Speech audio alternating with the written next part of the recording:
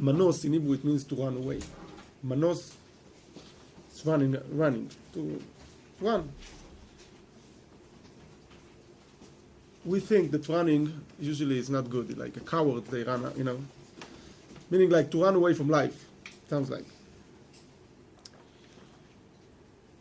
And we say, no, you have to fight, you have to confront, you have to deal with it, right? Don't run away from it.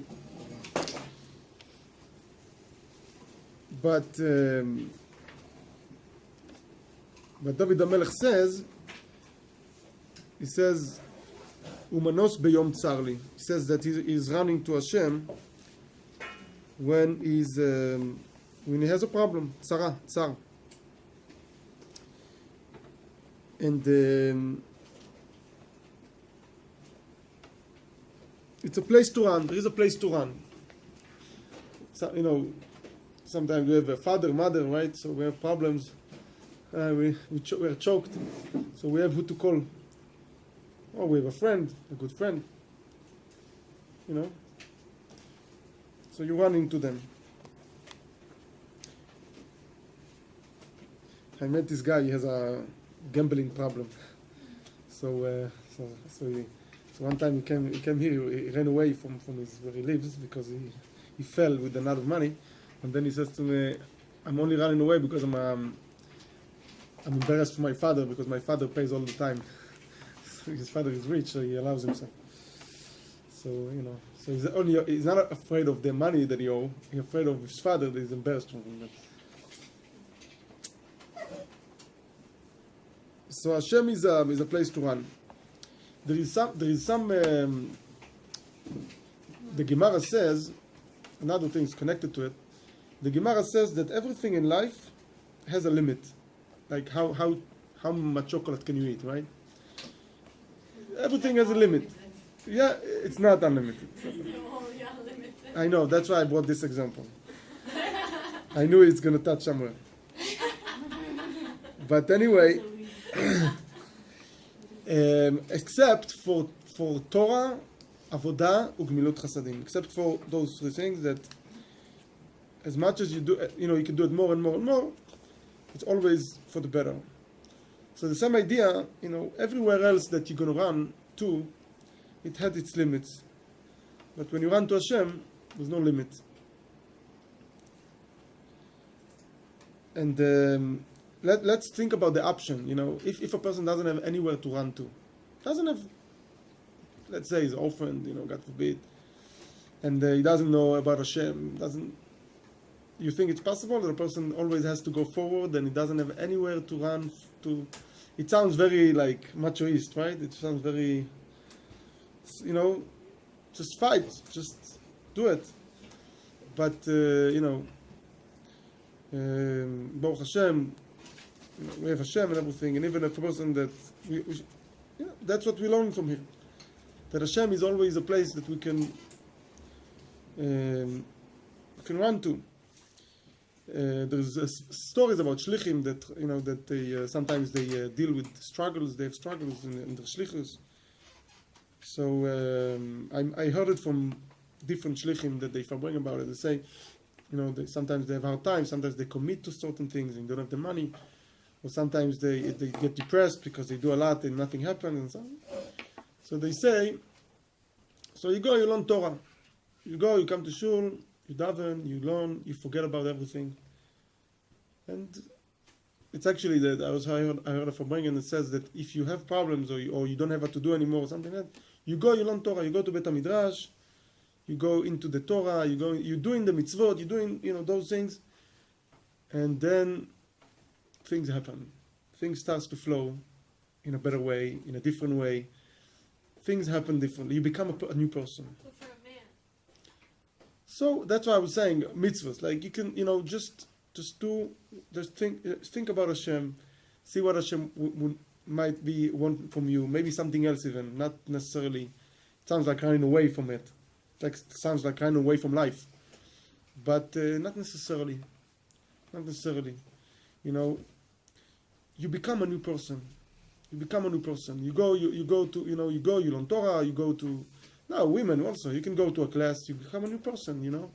Instead of like, oh, I have a problem, I have to, you know, you think about it and you're thinking about it and you're thinking about it. What's that going to do for you? Okay, or you're pushing in one direction, you get people angry. I don't know. You know how it is. A person is pushing something, is getting everybody angry, and nothing is really moving anywhere. He gets a lot of enemies. Just go and learn Torah. You know, just go and do a mitzvah. Something that is not directly with the problem. You know, you go to Hashem. Going to Hashem, what it means practically, it means to Hashem's will. Okay. You push it. You say Tehillim. You say, you know what? I did a lot for that. Let's just go and read Tehillim for 15 minutes. Just read Tehillim. Not because I want something, not because I need something. Let's just read Tehillim. Then you come with a different spirit. You become different.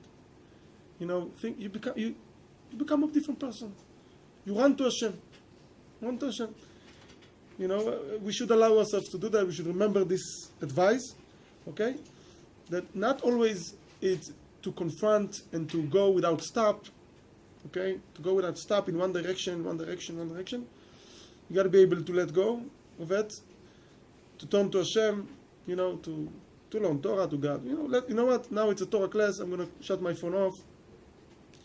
I'm gonna shut my thinking off. I'm not thinking about these things anymore now. For now, and I'm gonna do something. I'm gonna run to Hashem. I'm gonna do something that is for sure a mitzvah. It's for sure a good thing. Now there's a story. It's actually on the internet. Israelis know this guy. There's an actor. His name was Yehuda Barkan, and he became a Baal Tshuva. He's one of the most famous actors in Israel. He used to be. I mean, now I don't know if he's acting anything, but maybe yes.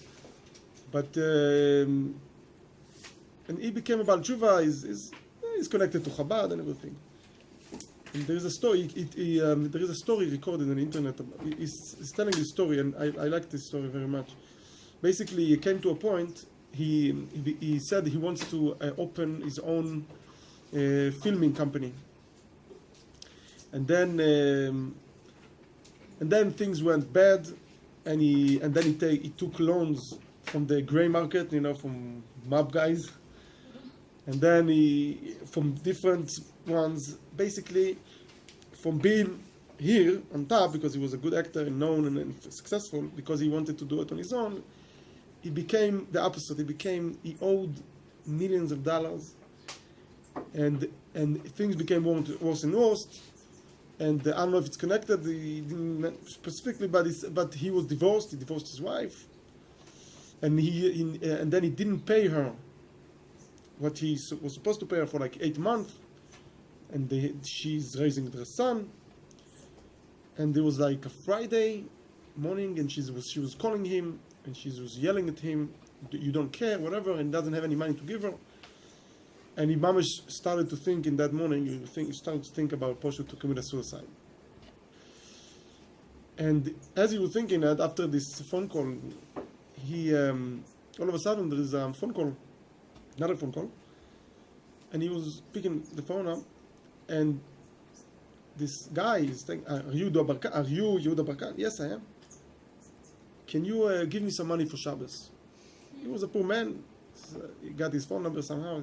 I want to ask you for a donation. I don't have money to make Shabbos. So at first he was thinking to himself, you know, I need to pay this, you know, so I have a lot of things that I need to pay. But then he just reached his pocket, and there was 200 shekels there. Just happened to have a bill. Not because he has money. He owed a lot of money. And he said to him, "Okay, you know where I live?" He said, "No, here and there. Come here, I'll give you. I have a 200 shekels bill for you. I'll give it to you. I have money for you. Just come." So the guy was saying, "Oh, I can't come. Can't come. Why? You know what? Take a cab, and I'll pay the cab. Just pay a cab to come here, and it will take you back and forth, and I'll pay the guy. Just come with the cab. Okay? So how fast can it be? 30 minutes. Okay." So the guy came with the cab. They hung so he comes down, and he sees the person right away. He realizes the person is like, nebuch, like depressed, and it doesn't look good, whatever. And he realized that it's a real mitzvah. Mamash, he felt that. So he came right away. He came. Yehuda Barkan came, and he gave a whole show to the driver. He says, "Do you taking care of my friend?" Something like that. Basically, he gave him had him feel like $1 million. Like, oh, that's my friend. And the cab driver knows Yehuda Barkan, because everybody in Israel knows Yehuda Barkan. So that's your friend. Oh yeah, I was taking care of. Yeah, for sure. I didn't know. Basically, this guy was shining. And then he gave him like, he gave him the money.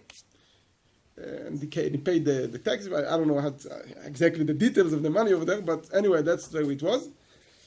And the guy was shining, and then he sent him Good Shabbos, whatever, Shabbat Shalom, They hugged him.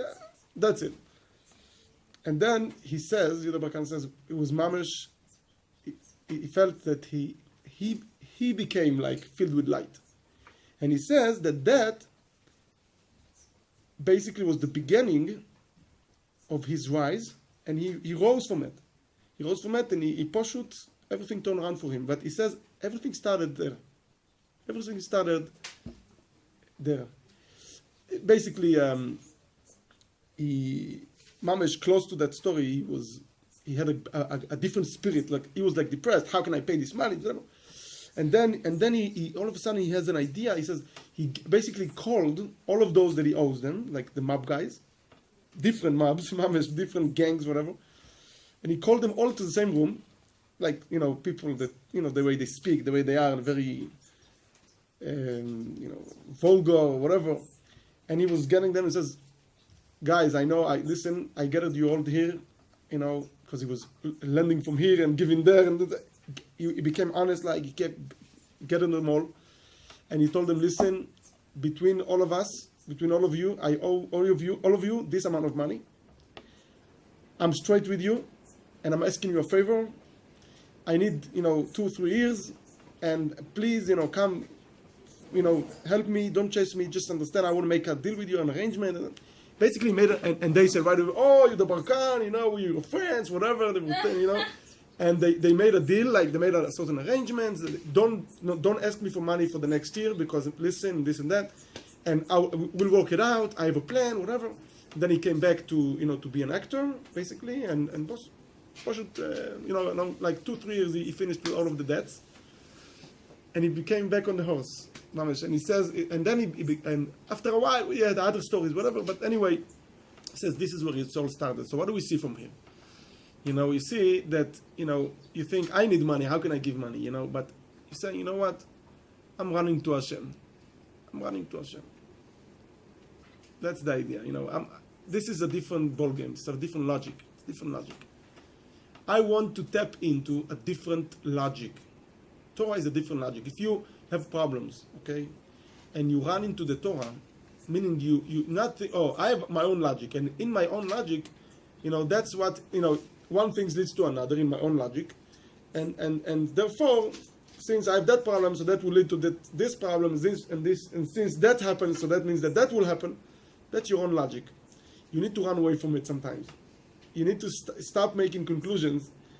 Okay, you need to run to Hashem. You need to do a mitzvah. You need to learn Torah. You need to read Tehillim. Something like that will take you out of your position and will bring you back into this world a new person, a different person. Okay? So that's the idea of Manosli.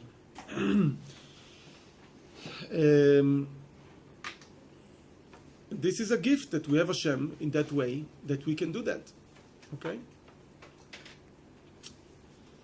Then the next thing, we say Menat Kosi B'Yom Mikra. Hashem is Menat Kosi B'Yom Mikra. Menat Kosi, it's different words, comes from different places in Tehillim.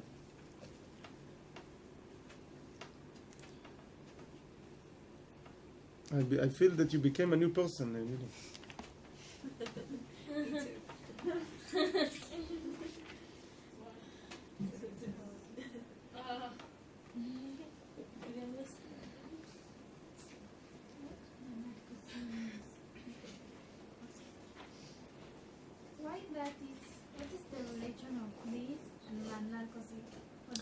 Oh, what we just said is the word manos li.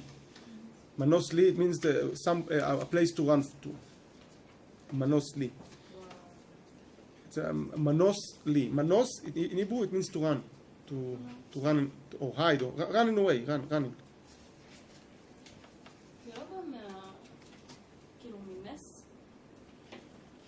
נס? איך? נס. נס. אומרים והוא ניסי ומנוס לי. מנוס זה ניסה. את יודעת מה זה ניסה? לנוס. לנוס, לברוח. כאילו לנסוע? לא. האמת זה כנראה יכול להיות קשור גם כן, אבל לנוס, לנוס זה מילה בעברית, זה משמעות לברוח. לברוח, לנוס.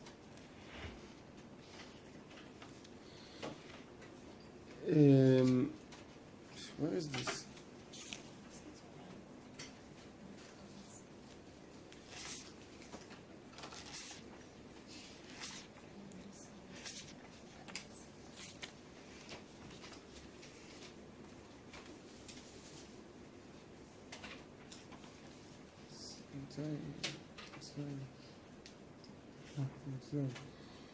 Yeah.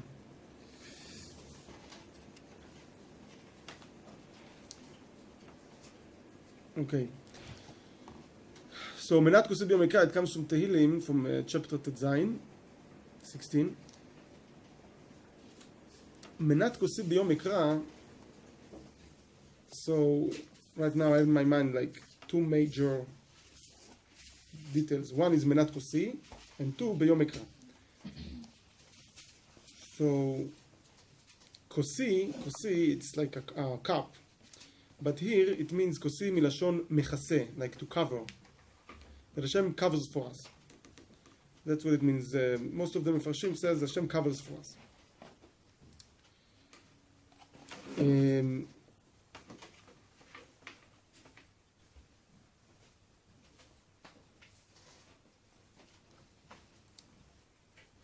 The fact that Hashem covers for us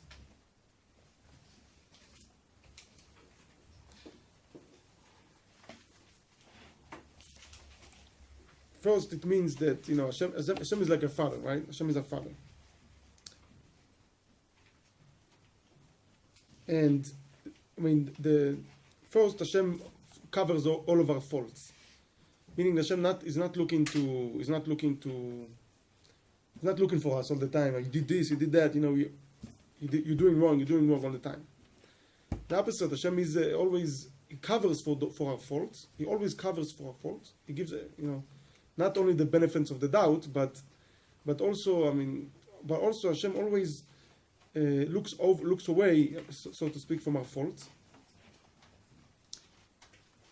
It also means that we should do it for others, and also we should do it for ourselves. It's not like admitting our mistakes or anything. It's just not to dig too much in the problems, in the faults. That's the idea. Yeah?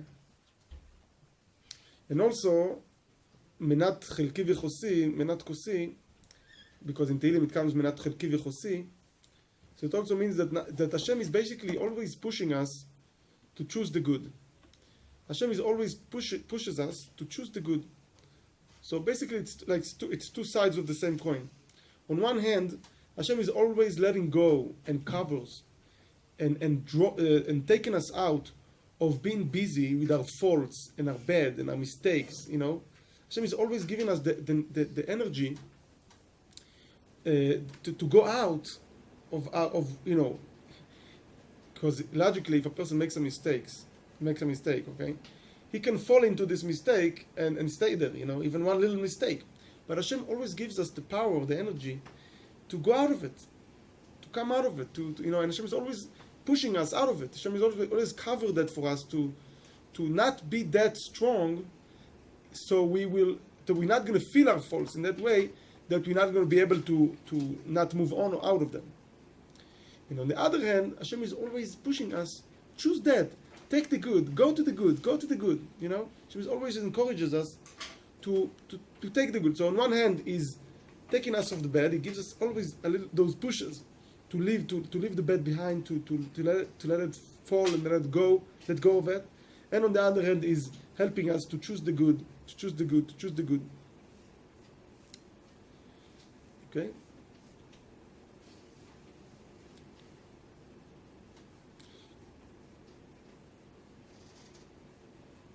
You know, we said that all of these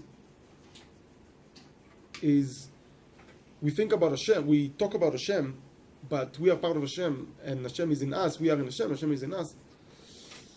We know that we have a divine soul, we have an inner structure. So there is there is like a Yetzer Hara, the Yetzer Hara, for example, the external structure, the Chitzonius.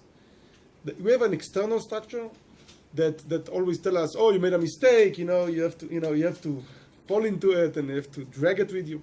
And we have an inner structure, a healthy structure, a divine structure that always, the divine structure is not felt so much as the outer structure, as the external structure, Yetzer Hara. The inner structure always tell you, leave it, continue, stop, continue with the good. There's always the inner structure, the healthier structure that encourages you to come out of the bad and to continue and to head in the good. And that's what we said, that this is true about Hashem in general, but it's also in each one of us. We have that inside of us. Okay, and we should identify with that. We should identify with the good that comes and help us always to push us.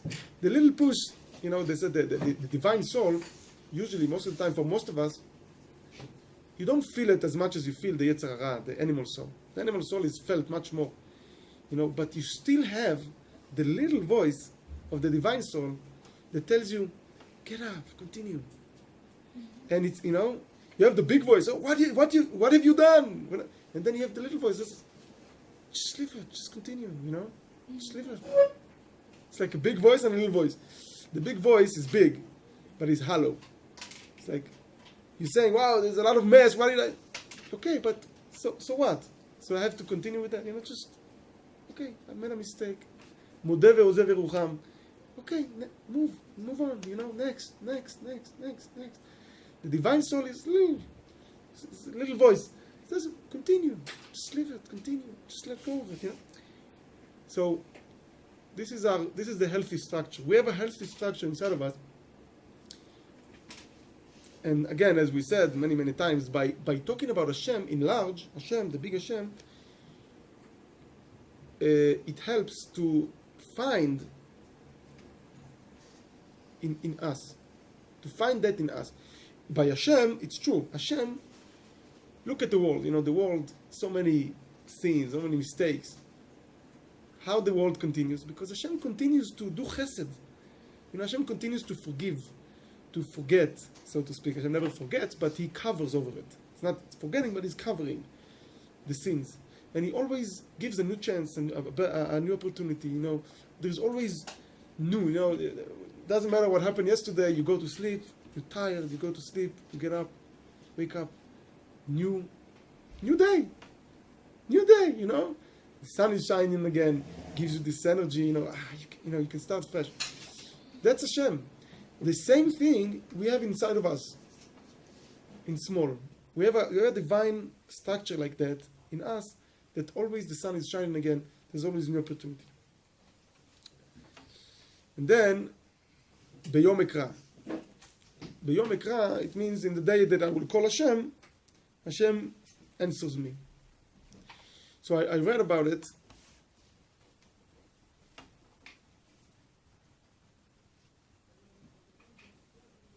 A lot of times, somehow things are okay. Sometimes you have problems, sometimes you need stuff, whatever. And somehow things happen for you. Most of the time. That's why we're still here, right? But not all the time, before and after, you can really pick the finger and realize that the source of everything that comes to you is Hashem. Before, sometimes you're lost and you don't know who to turn to and what to turn to. You feel lost, you feel helpless. And then, and you don't know to put the finger on the right and say, it's all from Hashem. I really know it and I really recognize it, and he, I just it's just Hashem. It's all about Hashem. That's all I need. And on the other hand, after you have what you need, after you get what you want, or whatever, or things work out for you, so then also not all the time. I mean, a lot of the time you forget that it's really Hashem that helped you, no one else, nothing else. It's really Hashem, and even if it went through other things and other people, whatever, but it's from Hashem. Those people are emissaries. Those ways that it came to you, it's because that's the way Hashem does things. But essentially, it's really from Hashem. So the Hashem is the one that we call, or Hashem is the one that is called when we in a need, to be able to recognize it. So basically, and also that's in the big, but also in the small, not all the time you're able to say, that's what I needed, or that's what helped me, or this is what I need.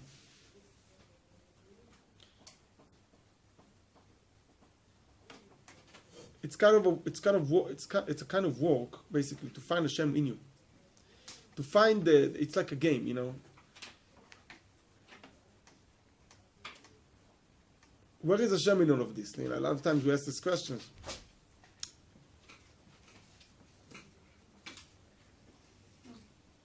To recognize the real power, the real energy, the real source for everything that happens, for the good.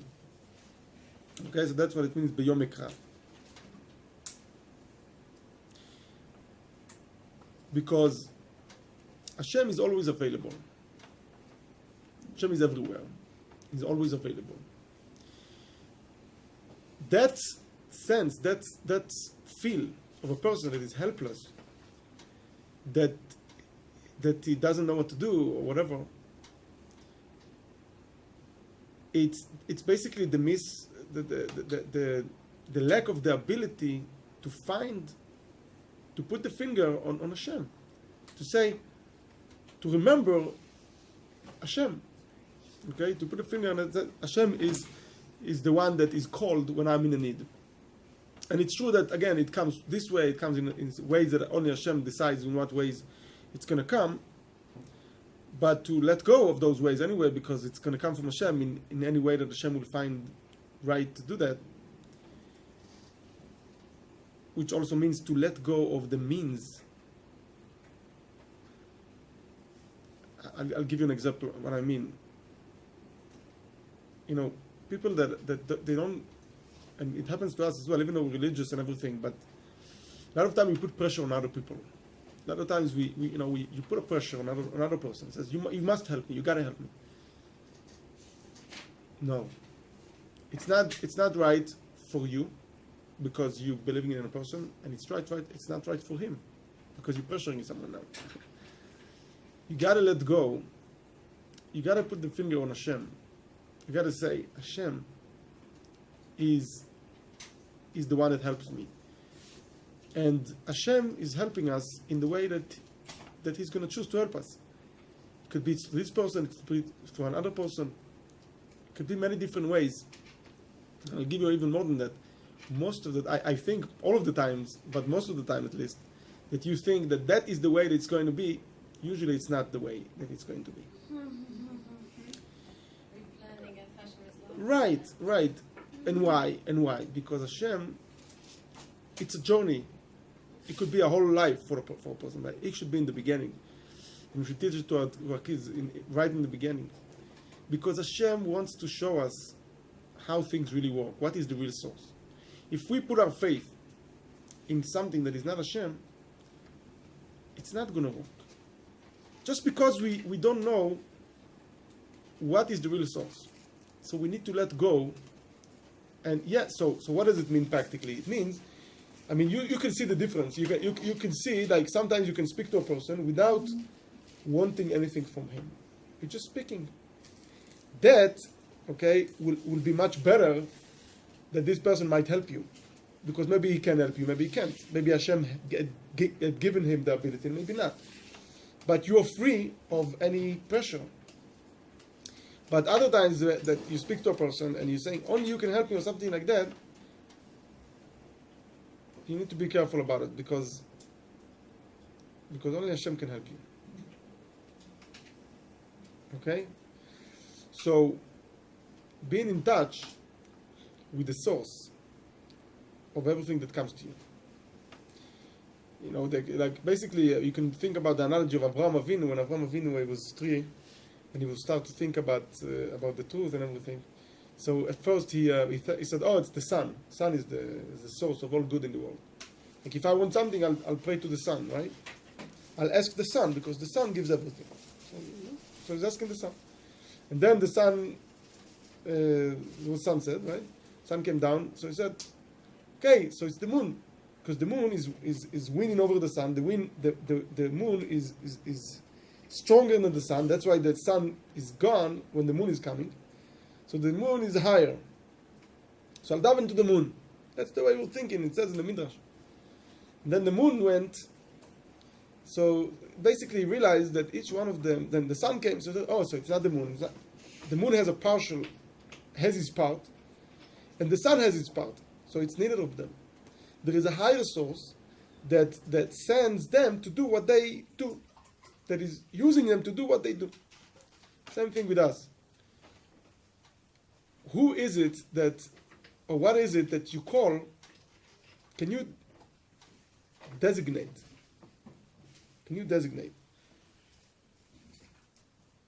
A place?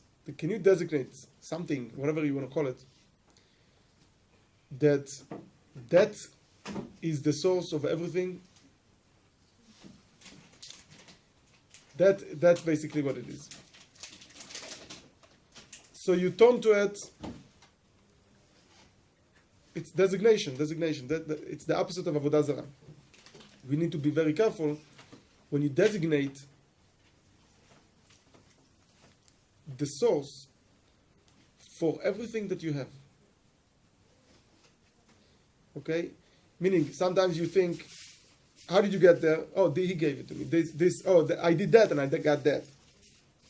Can you designate one source for your body and your soul, for people in your life, for stuff in your life? Can you designate? Can you think that? Can you make a connection between everything that you say, like the sun and the moon and other things? Can you designate a source that is the one source for everything, and it's called Hashem? Yes, but that's one way to get to the concept of Hashem. Okay, that is beyond and behind all of those things that happens for you. So if you know that like 1% helps you or can help you, that's still okay, right? Like you recognize, of course, it comes from Hashem. It might be and might be not, but you're not pressuring him. Meaning, for example, the sun. The sun gives us what the sun gives us. It gives us light and warmth, but it doesn't make coffee for you. It doesn't. Okay? So, and sometimes we get caught on it. Sometimes, wait, but you have done for me so much. Can't you do that too? I mean, I thought, you God, you can do everything, because that's sometimes how we develop certain emotion like that toward people that happen to help us a lot. And we think, oh, it's them. That's the problem. Okay? And the problem starts right in the beginning. Because don't put pressure on anything or anyone, because only Hashem is helping you. So, does that mean I shouldn't use the sunlight? Or something like that? No, I'm not using the sunlight because that's not Hashem. No. It is Hashem. Again, Hashem gives you light using that method, that way, using the sun. But it's Hashem, it's not the sun. Don't develop expectations. It's Hashem. You're not putting pressure on the sun. You understand? The sun gone, the moon comes. It's okay. So now Hashem wants me to have light. That's okay. I'm not hooked on the sun to such a way like, oh, that's all I need. The sun. Now the sun is gone. How can I live? No. Hashem decides what's good for us and how it's going to come. There's endless ways that Hashem appeals to us. Through different people, through different stuff. The point is to see Hashem that is beyond, that is behind them, that He is the source for everything. Okay? Isn't there an Indian that we're supposed to believe that everything that our Mishpiyim says is a channel from the Rebbe? Yeah? Yeah. But what if you have different mashpim and each one of them says something else? No, that's not true. Why that's not? What are you going to do then? Yeah, so what is that? Free choice? Well, you designate one person to be your Mishpiyah. Ah, I see. You can have more than Then you'll be No, I mean, okay, that's a very important subject, yes. I can tell you one thing though. You have to make your mashpia. Meaning that you're not listening to him just because you're listening to him. It's your obligation to make yourself a mashpia. It's your life, it's your responsibility. So you're using the mashpia.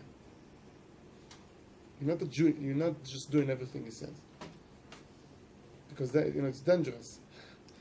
Then you're gonna, I don't know, kill someone and says it's my mashpia, says, no, it's you, man. If you have problems, it's not your mashpia. You understand? You have to, you make, aseh lecha rav, the Rebbe says, you make yourself a rav, you choose your rav, and then and by doing that, you get siyata dishmaya, that your rav is giving you, and you're supposed to see it, by the way, also. You're supposed to see it, you're supposed to be there. Not like, oh, the mashpia says, and I'm doing what he says. It doesn't work like that. I'm sorry. We have to be specific, we have to explain it a little bit more. Like when I go to my mashpia, and he gives me advices, I should see it. It's from Hashem. It's amazing. Okay, it's amazing. But it's not like he says something to me, let's say, and I don't understand what he's saying, and I'm saying, oh, my mashpia said. He uncovers what's inside. Exactly. That's more Exactly. And you feel right on there that it's from Hashem. You feel it. It's not like you want to feel it. It's not like you're lying to yourself. You're saying, it's not like you live in denial. You know it's wrong, and you say, no, but my Rav said. No. The Rebbe is a higher level.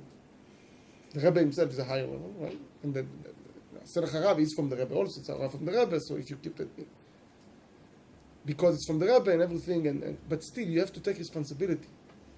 You have to be there. For example, if doesn't make sense, you have to ask the mashpia to explain it to you. If you have question, you have to ask. Lo abayishan lamed, you can't be shy. Oh, I didn't understand, but my mashpia said, so I'm going to do it. No, the mashpia is supposed to help you. It's supposed to help you. You have life, you have a journey, and the mashpia is a very important tool to use. But you're using it. You're not saying, oh, my mashpia said I have to do it.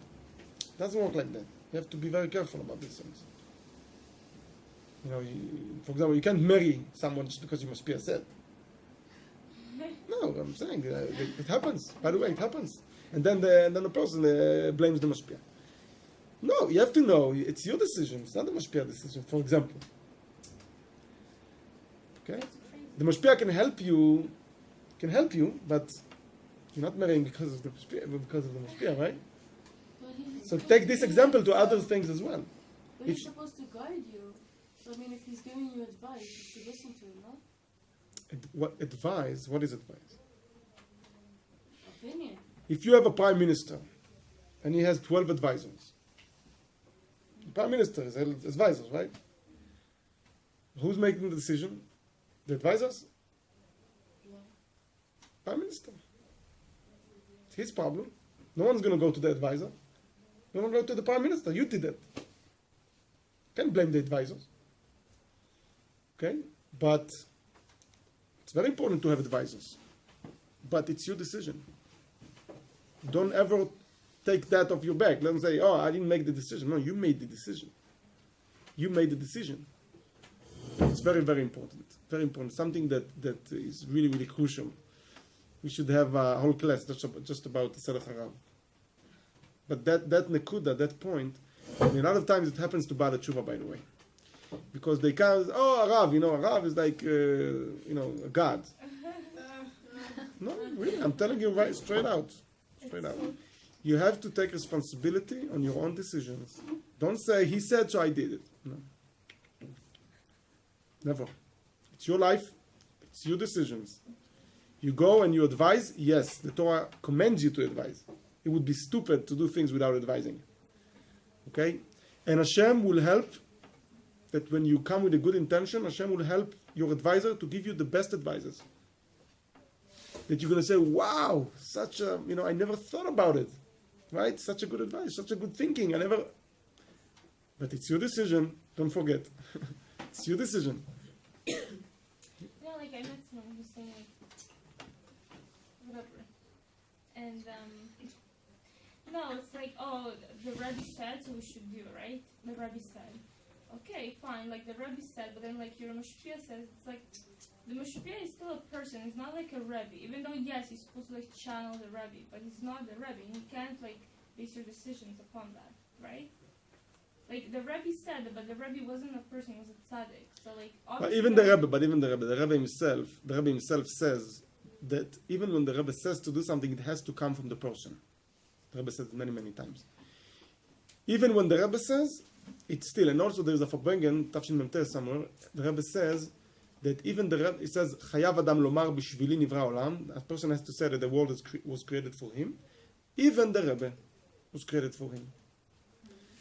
Okay, so you have to again, if someone, let's say the Rebbe said to him, there was many stories that the Rebbe said that you should go to be a shliach there, and says, no, I don't want there, I want somewhere else. Okay, so don't go there. That's it. Because it has to come from you. What does it mean it comes from you? It means that after the Rebbe said, you decide to do that. You don't say, I do it because the Rebbe said. And also we see it from the famous Sikha, Kafchet Nisan, that the Rebbe says that one of the reasons the Mashiach didn't come yet, the Rebbe says that, generally speaking, because people are doing things because they are commanded to do them. And they don't do them from their own self. Mipnei HaTzivui. That's very, very important. So you mean they're doing it out of fear as opposed to out of wanting, like out of love? Is that what you mean, or is it because like? But yes, but even deeper. When you come to make a decision, you should put everything on this. Like, everybody are not important right now. It's you make a decision. Yes, you have many advisors, you have many guiders, you have mentors, everything. But when you make a decision, it's impossible that you're going to say, I'm doing this because of. Okay? When a shliach is going to be a shliach, okay, he's shliach of the Rebbe. But he's doing it because he said, I believe in the Rebbe, and I believe what the Rebbe says, and I want to do it. I really believe that that's what I need to do, and I want to do. Okay? Because, he's not going to do things, and whenever it's going to happen, he's going to say, oh, it's not me, it's the Rebbe. It doesn't work like that. What about the opposite? If a person does want to do something, and then so they ask for a bracha from the Rebbe, and then they don't get the bracha. It's like most people, if they do that, if they go that way, then they're not going to do it. Right. So, Because they believe. There are people that they do it. The people that don't get a bracha, and they still do it. That happens too.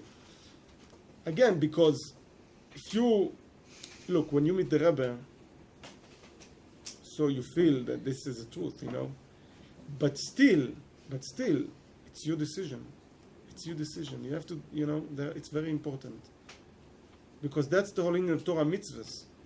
That you become obligated in Torah mitzvahs, meaning I have to do it, I need to do it, I'm doing it. So you're saying that the Ratzon should be aligned with the commandment? Because we are commanded, and I mean like